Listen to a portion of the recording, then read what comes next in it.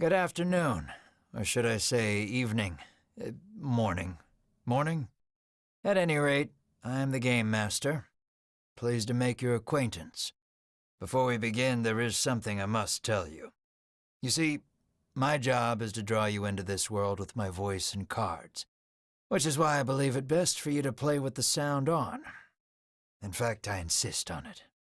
However, as you can see, my voice is subtitled, so you can always read along as well. Now then, are you ready? Let's begin. Welcome to Voice of Cards. You are about to take the first steps of your adventure. Through a realm of sword and sorcery you will travel, battling bloodthirsty monsters as you strive to realize your ambitions. I have every faith you will accomplish great things here. I am merely a witness to your exploits. Now then, your departure draws nigh. May your journey be a safe one.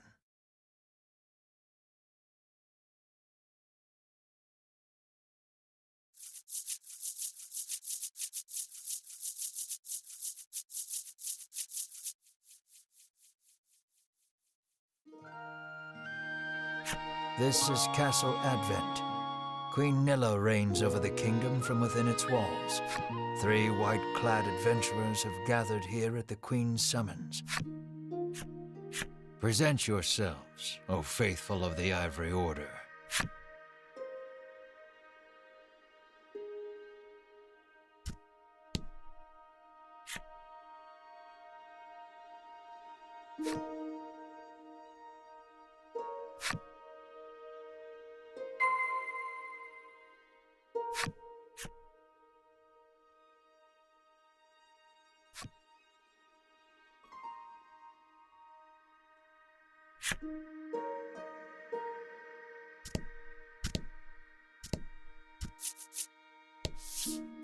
From upon her throne, the Queen regards the adventurers.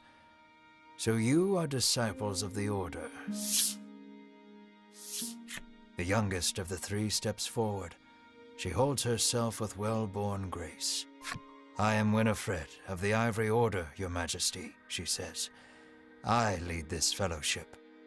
She bows, glancing to her 2 companions. In response, the stern-looking one inclines his head and brusquely names himself Berwin. The older man is the picture of courtesy as he genuflects and introduces himself as Hedwin. It is these 3 our story follows today. The Queen acknowledges the fellowship with a nod. In a soft voice, she explains her errand. Someone has stolen the royal treasure. I bid you reclaim it. Under normal circumstances, I would entrust this to my soldiers, but I do not wish to spread thin my forces with the recent monster troubles. It seems the troubled Queen is judged she can entrust this matter to none but the Ivory Order, beloved of the people and unmatchable in battle. It is our honor to serve you, Your Majesty, and thus the quest falls to the Fellowship. Short of any clues that could lead them to the culprit, however, they press the Queen for further information. The Fellowship asks the Queen what the royal treasure is. The Queen describes a bottle containing a certain liquid. Without it, she trails off, but the desperation in her voice suggests its loss could spell disaster for the kingdom. The Fellowship asks the Queen if she knows anything about the thief. The Queen says witnesses might be found at Nexton. Usually, one would expect recompense for this sort of undertaking. As demanding a reward would go against the tenets of the Ivory Order, you hold your tongue. The Queen, it seems the royal treasure is just that important. Pray tarry no longer here. I await news of your success. The Fellowship bows and takes their leave.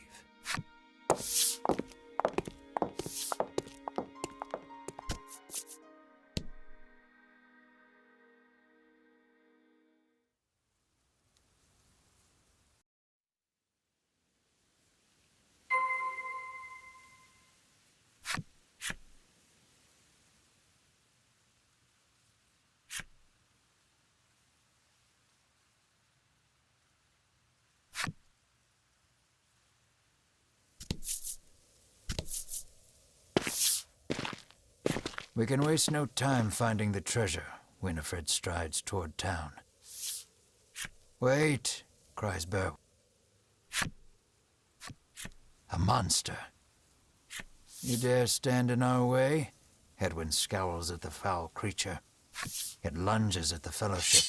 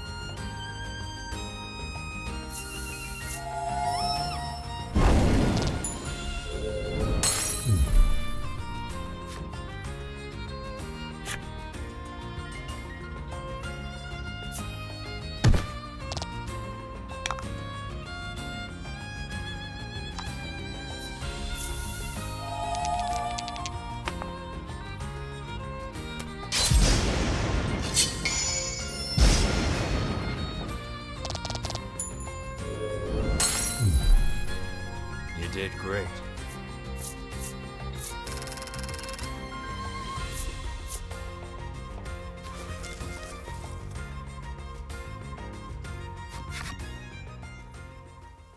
Winifred heaves a disgruntled sigh as she smooths her rumpled garb.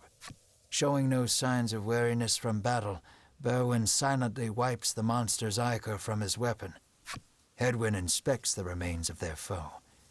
The Queen spoke true, he mutters, his face masked in contemplation. Winifred gives a grim nod at his words. Mayhap the treasure's theft and the monster's behavior are connected somehow. First things first, the Fellowship needs to gather more information. To Nexton they set their sights.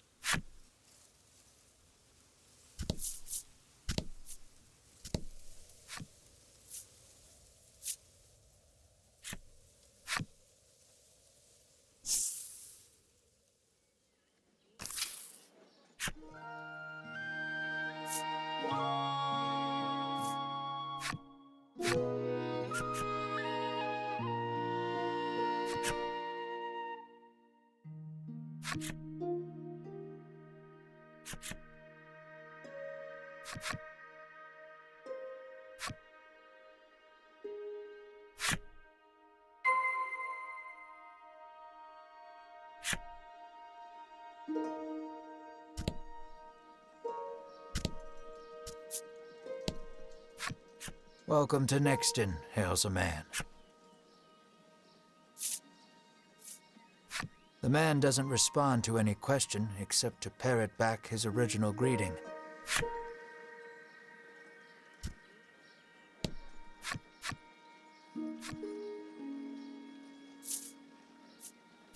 The Fellowship asks if he's heard anything about the theft of the royal treasure. The man's eyes widen. He leans close to Winifred and whispers something in her ear. Welcome, to Nixton.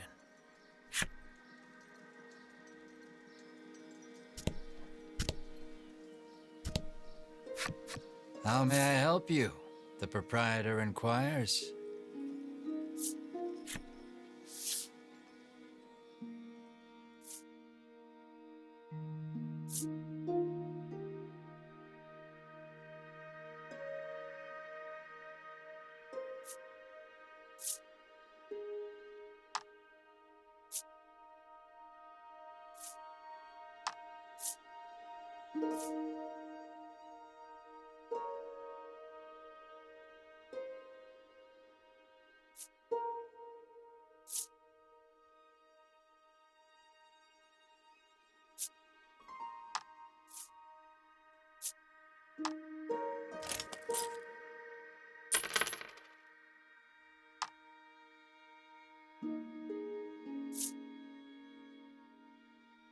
Will that be all? The proprietor asks.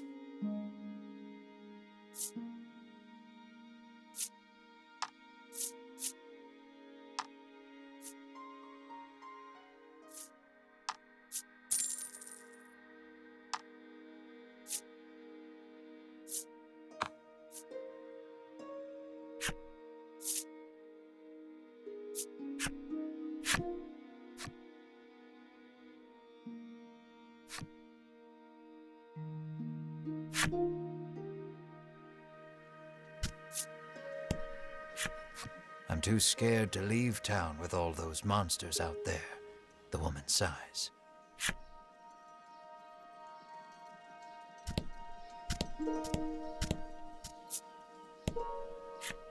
The man helpfully advises you take the opportunity to purchase equipment and curatives while you are in town.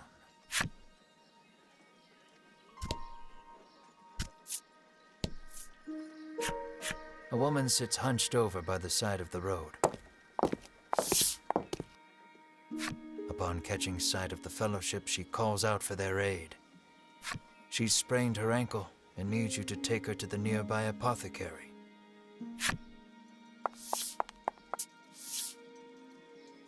Winifred rushes to her and helps her up.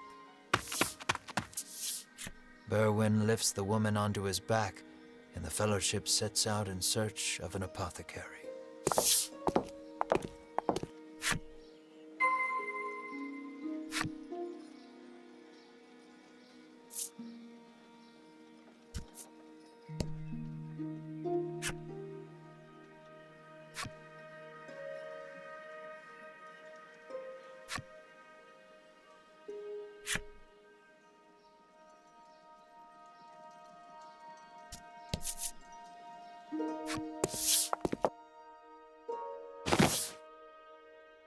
You arrive at the apothecary.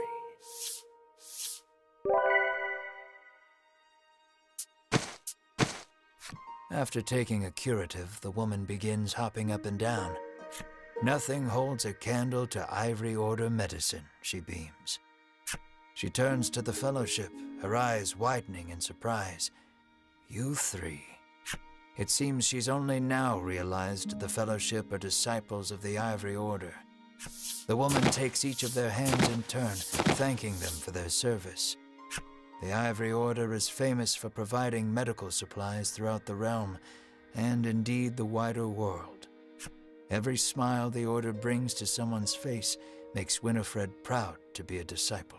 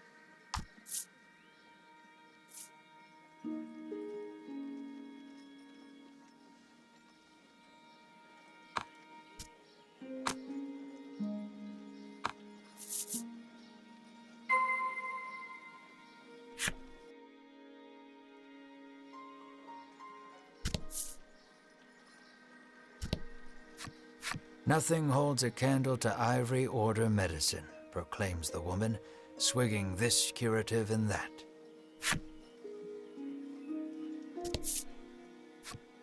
The woman begs the fellowship for their autographs. She seems to greatly admire the order. I know there's nothing to worry about with disciples of the order here, she says, relief flooding her features. Upon asking, the woman says she was attacked by a monster outside of town. A strange creature, she says, nothing but bones, and it clutched a bottle of medicine as if its life depended on it.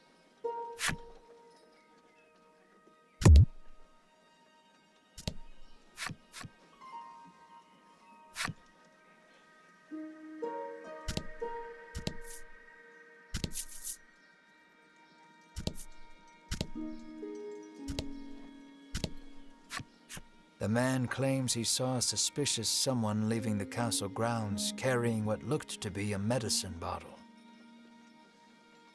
He didn't get a good look at their face, but says they were nothing but skin and bone.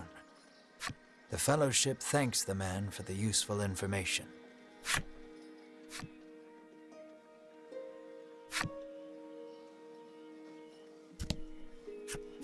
How may I help you?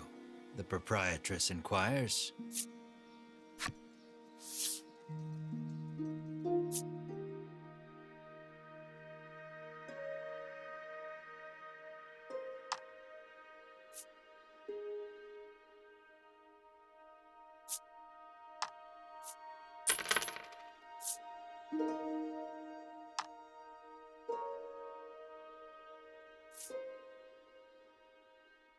Will that be all? The proprietress asks.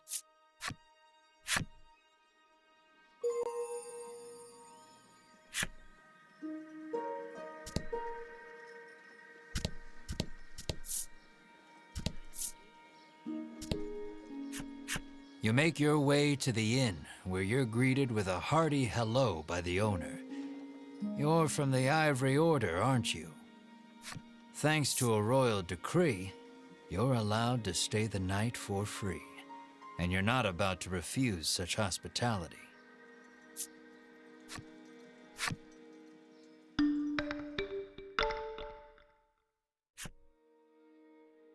The party leaves the inn feeling rested.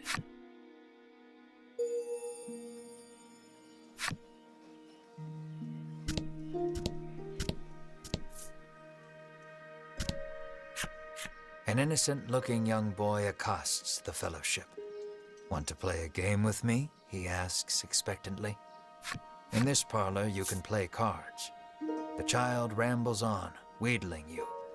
I'll give you this if you play with me.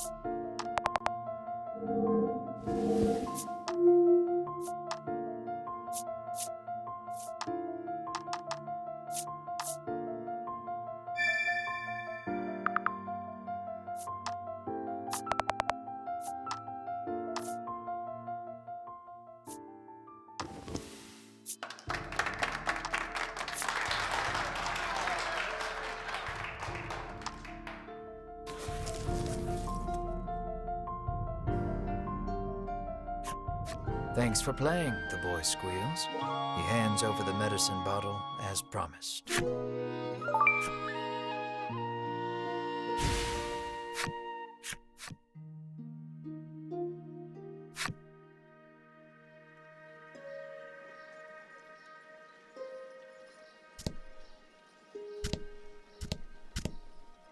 It would be unwise to leave the town with so few leads. Perhaps you'd have the Fellowship ask around for more information.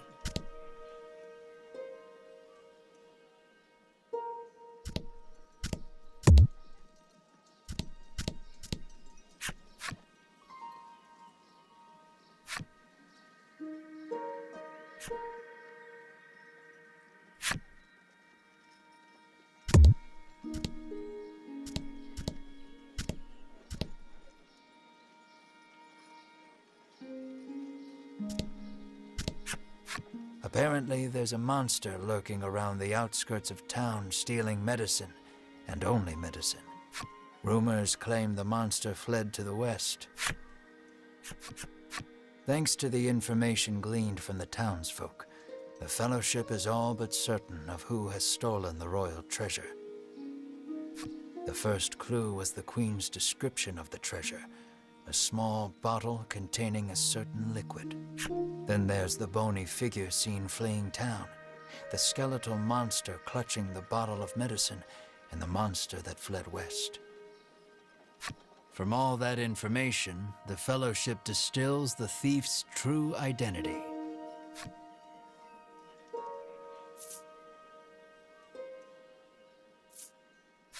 Realization strikes Winifred. I know who our thief is. The monster made of bones, Hedwyn interjects. The one that fled west. Berwin nods in agreement, as if to say, another sage pronouncement from the great and wise Hedwyn.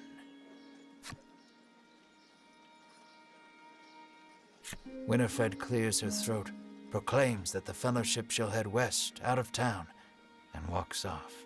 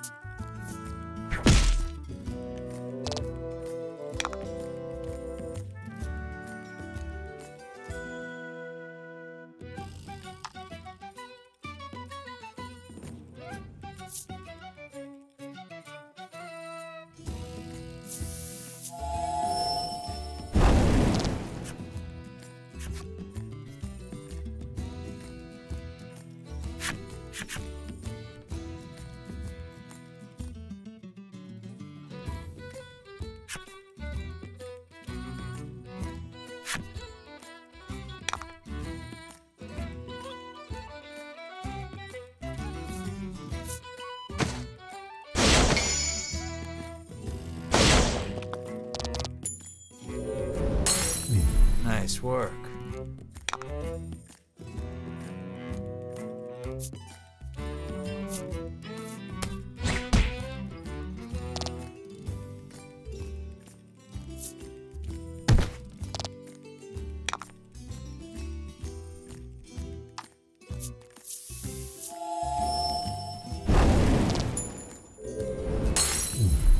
Good work.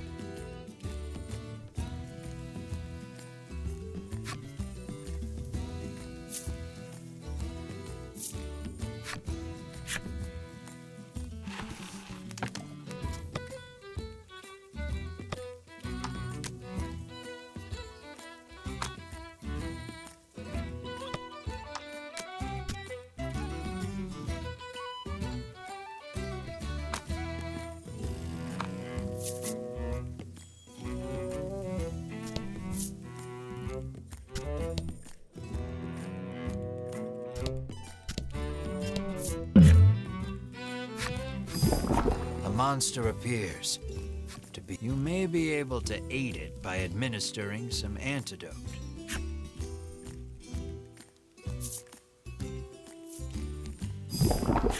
You would help it if you could, but you have no antidote on hand. Unable to do anything more, you keep walking.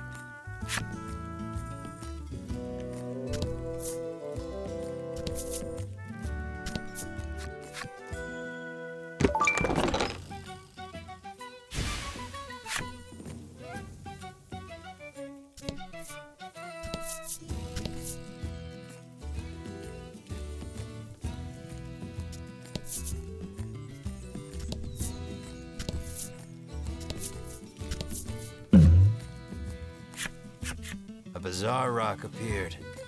It seems primed to explode.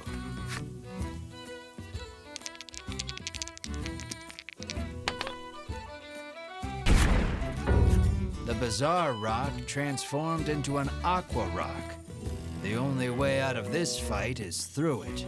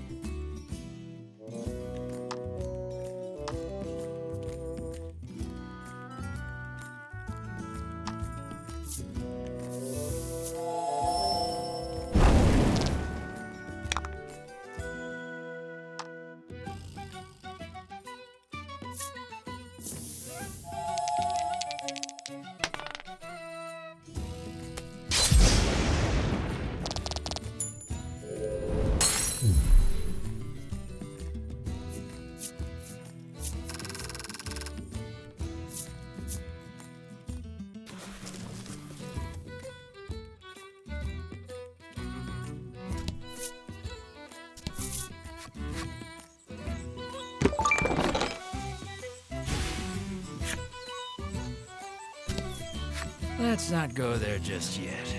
I haven't quite finished the story for that section, you see.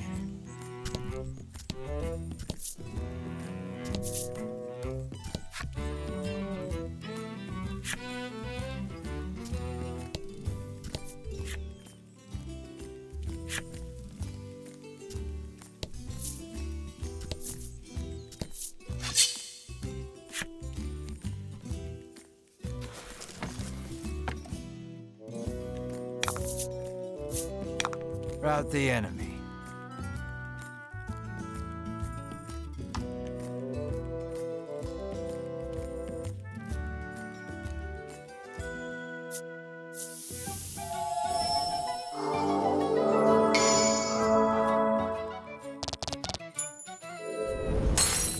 Excellent.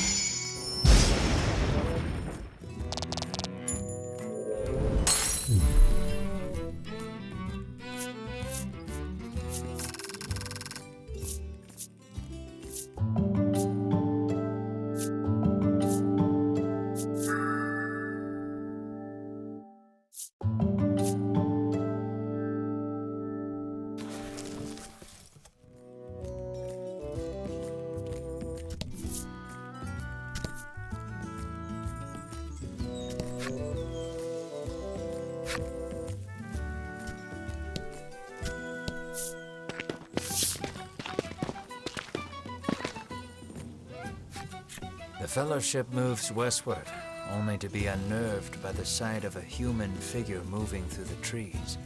The presence of large packs suggests a traveler. I beg your pardon, but did you catch sight of a monster fleeing west? Winifred inquires. He gives her a puzzled look. There's nothing out there but the sea, he says. That and a cave full of monsters on the opposite shore. I suspect you might find your quarry there. The Fellowship exchange glances and nod as if to say, then that is where we shall go. Alas, they will need a boat to cross the sea.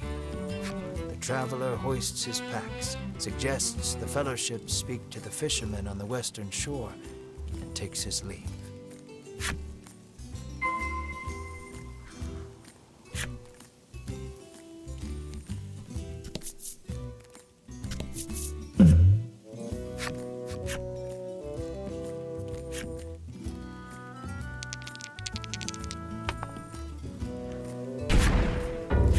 Bizarre rock transformed into a fear rock. The only way out of this fight is through it. And fight.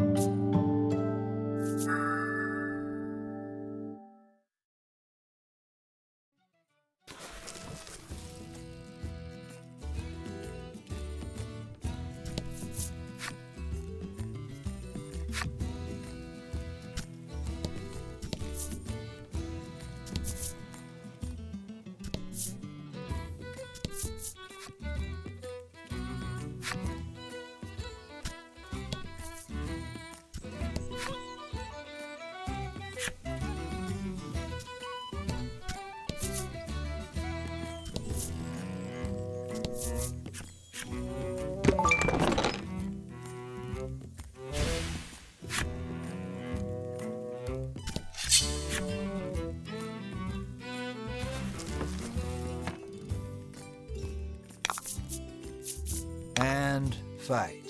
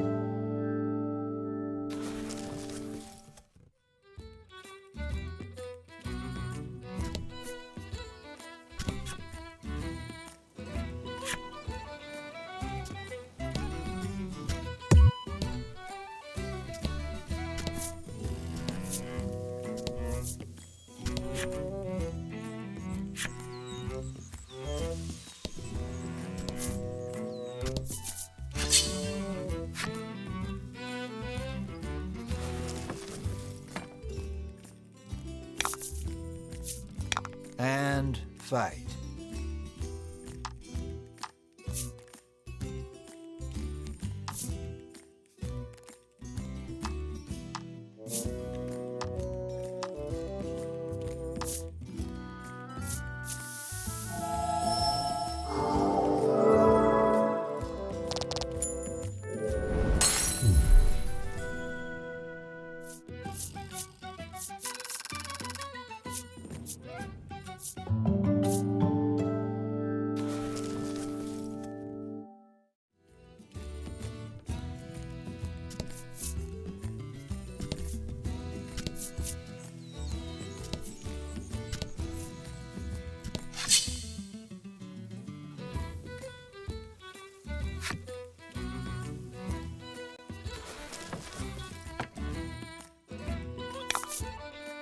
Don't hold back.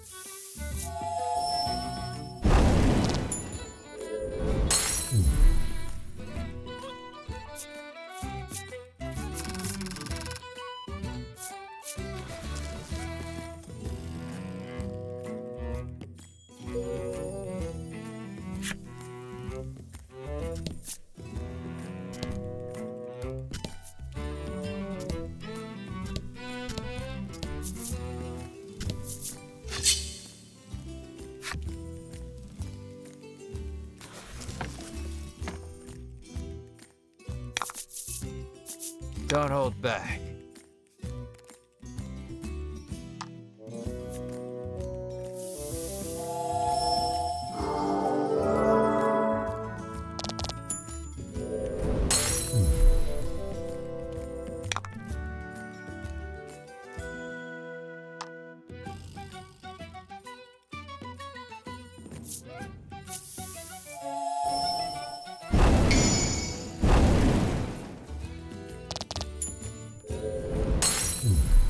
That was lucky.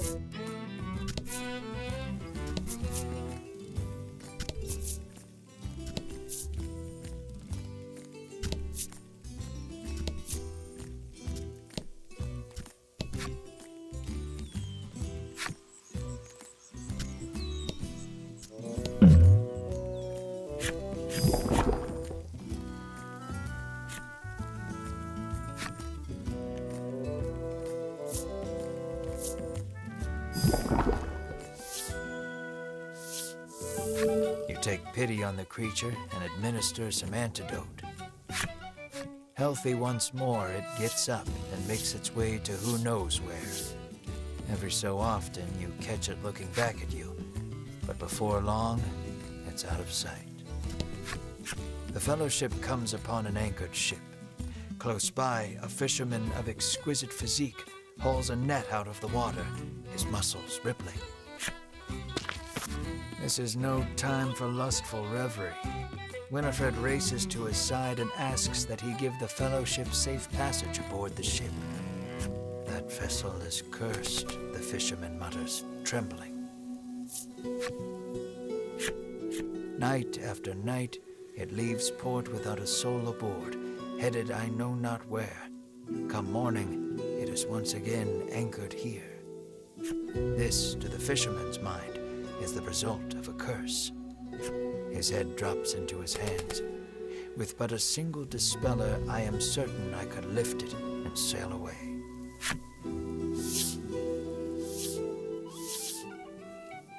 Winifred hands the despairing fisherman a dispeller and asks again for safe passage to the cave beyond the sea. The fisherman snatches up the concoction, so delighted that his pectoral muscles begin twitching.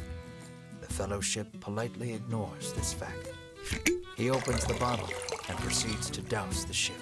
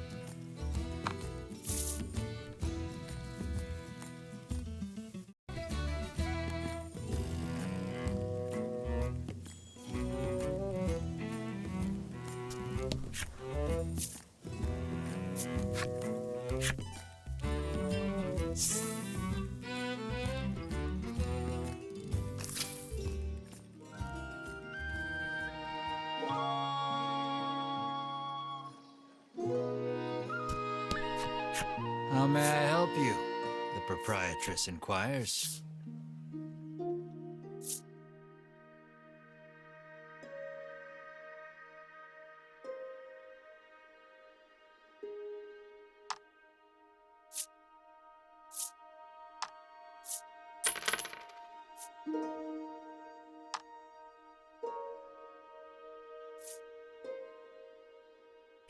Will that be all? The proprietress asks.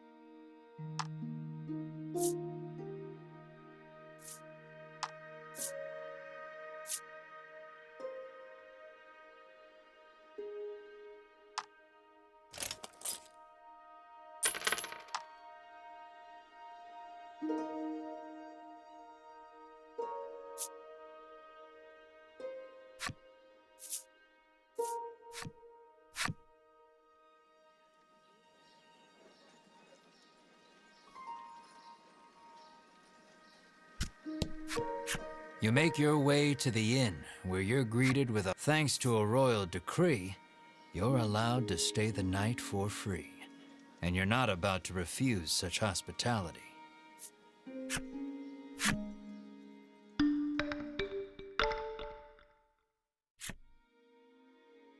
The party leaves the inn feeling rested.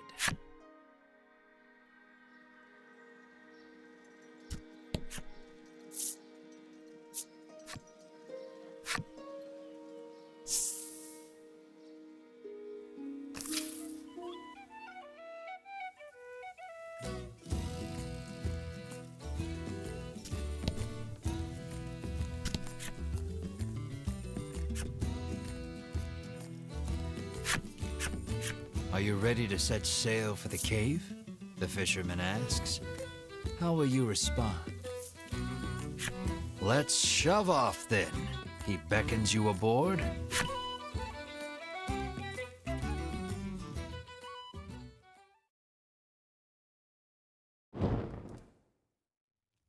The Fellowship arrives at the mouth of a dank cave, its damp, rocky expanse threatening to swallow them. Monsters could come pouring out at any moment. The fisherman has anchored the ship in the cove. Come back here when you're ready to return to the mainland, he says.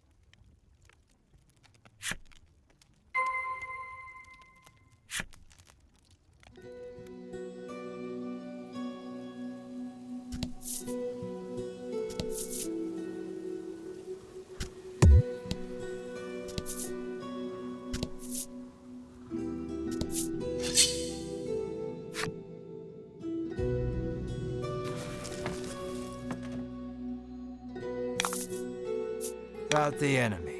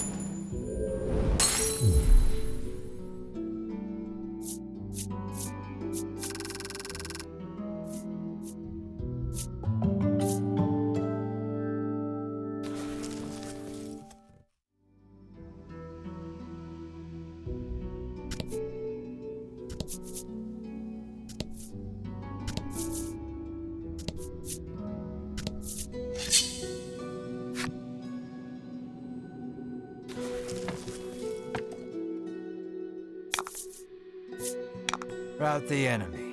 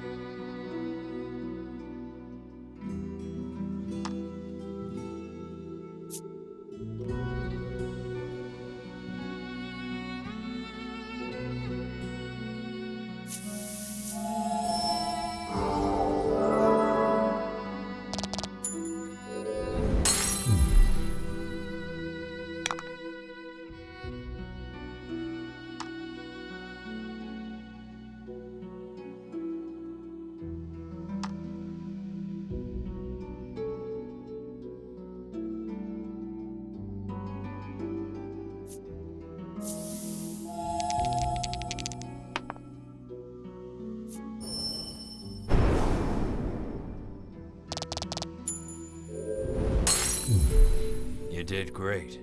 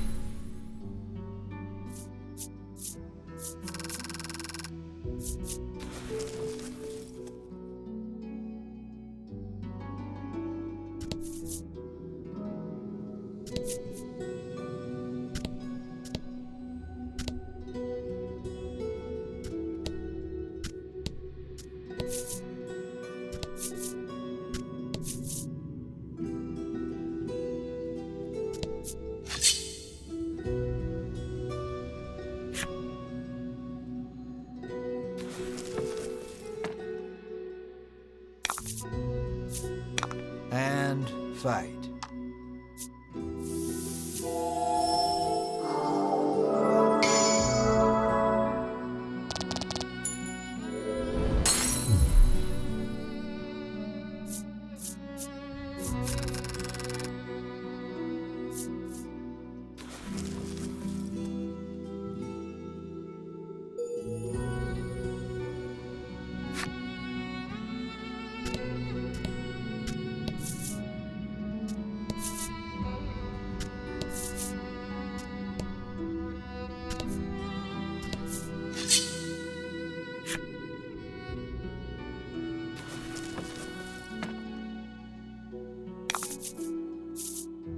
And fight.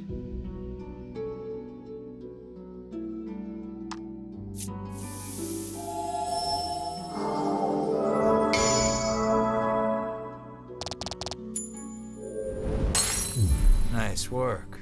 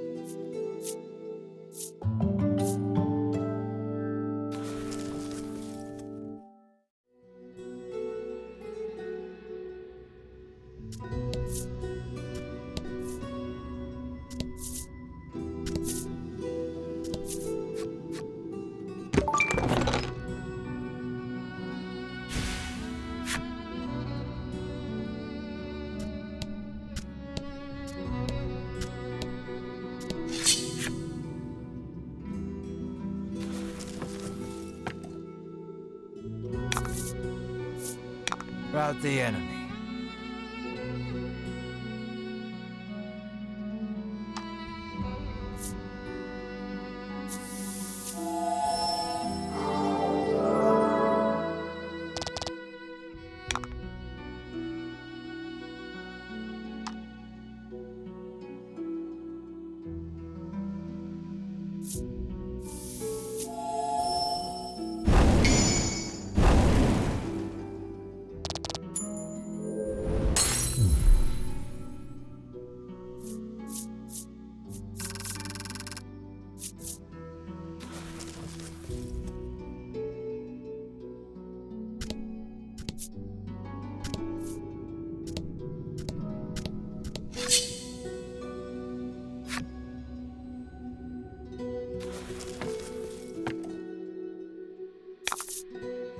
about the enemy.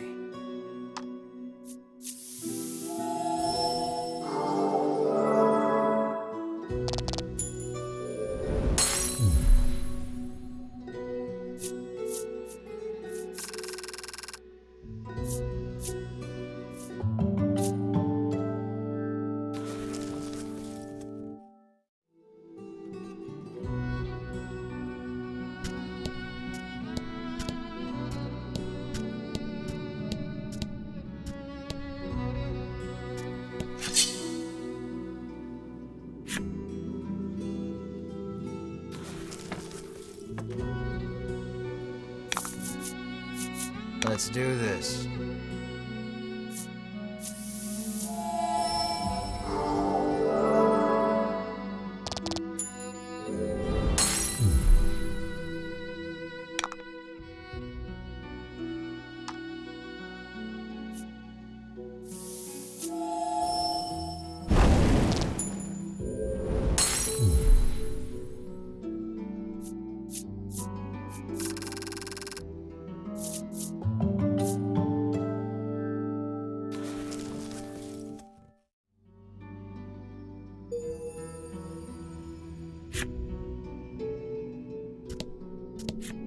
The door before you is shut quite tightly. It appears to have a keyhole. The simple key may be of use here.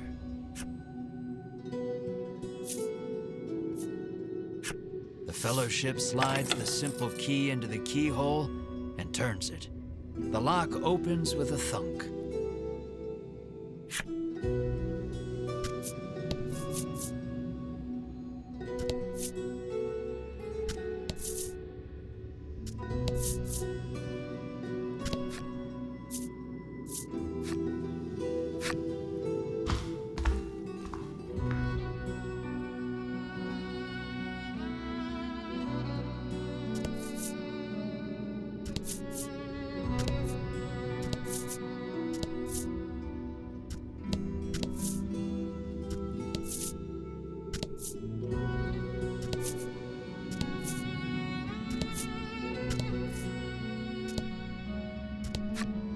An iron door towers before you.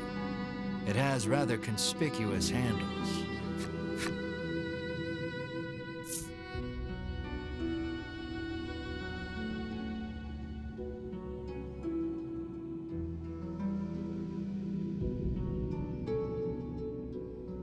Berwin pulls on the massive handles with all his might. Berwin gives the door a roundhouse kick out of pure frustration. As his foot connects, the door trundles to the side. So it was one of those sliding contraptions.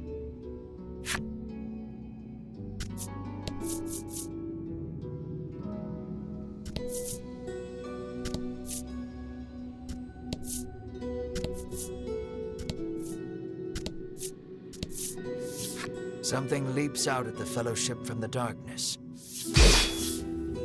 Winifred deftly parries the attack with her staff. Edwin looks fondly at Winifred, only to have his reverie interrupted by Berwin's cry of, "It's coming back."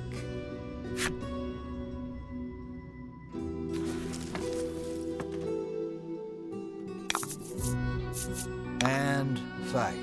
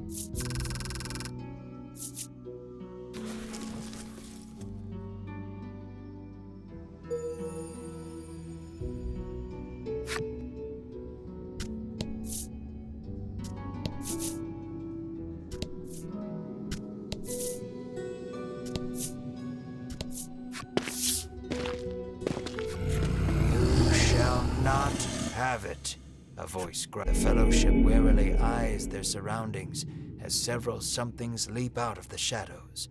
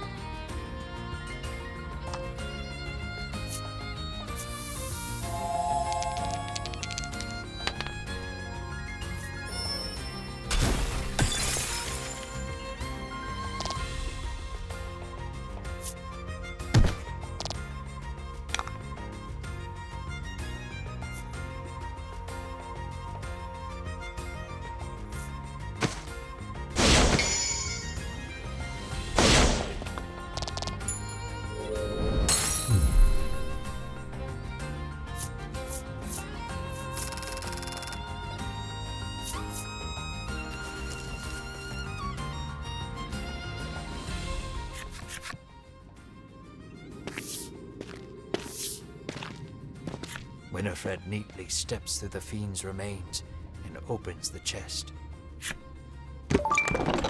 Inside is what appears for all the world to be an ordinary medicine bottle.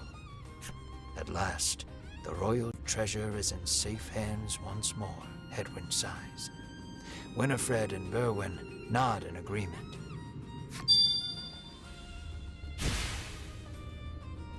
Treasure in hand, the Fellowship exit the cave, exultant.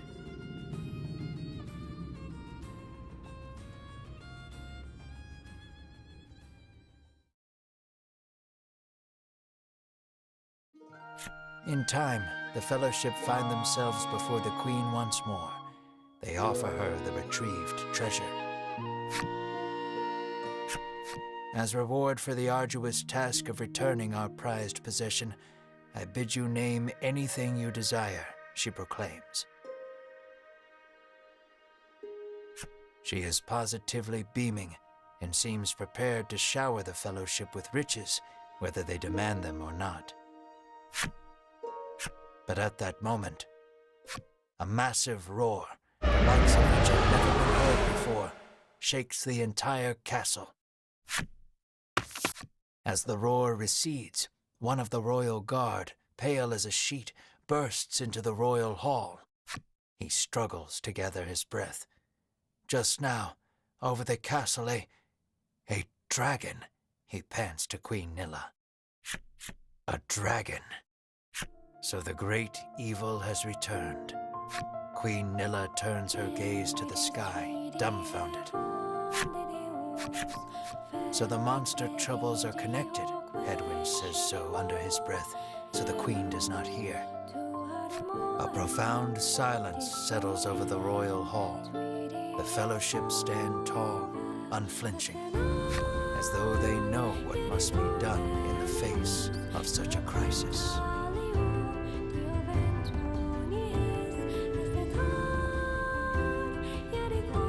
What will become of the land now that the dragon has returned? I'm afraid that will have to wait. We're all out of time for this portion of the adventure. Until then, I bid you good day.